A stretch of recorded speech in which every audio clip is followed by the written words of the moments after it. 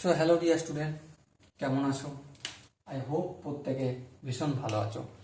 স্ক্রিনের ওপর একটা কোশ্চেন দেখা যাচ্ছে, যে কোশ্চেনটা কি বলেছে প্রথমে পড়বো মন দিয়ে, তারপর অঙ্কটা আমরা প্র্যাকটিস করবো। ওকে, কি বলেছে দেখো। ক্রয় মূল্য ও বিক্রয় মূল্যের অনুপাত 10:11, লভ্যাংশের হার কত?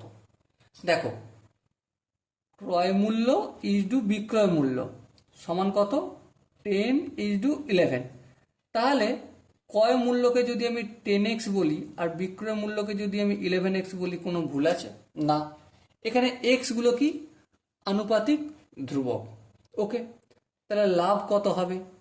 লাভ ইকুয়াল টু বিক্রয় মূল্য 11x মাইনাস ক্রয় মূল্য 10x ইকুয়াল টু কি হবে? শুধু x টাকা। ওকে, আই হোপ প্রত্যেকে এই জায়গাটা বোঝা গেছে। এর পরের স্টেপ দেখো, পরের স্টেপটা কি, যে লভ্যাংশের হার কত হবে?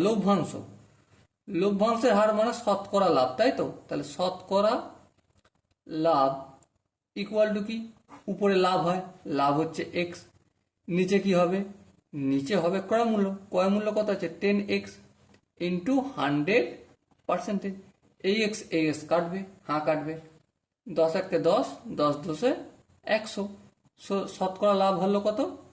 10%। ওকে, আই হোপ অঙ্কটা আমি ছাড়া প্রত্যেকে বুঝতে পেরেছ। যদি কোনো জায়গায় ডাউট থাকে, কনফিউশন থাকে, তাহলে কমেন্ট বক্স খোলা রইল। ওকে, চলো দেখা যাচ্ছে পরবর্তী এরকমই একটা সুন্দর সেশনের জন্য।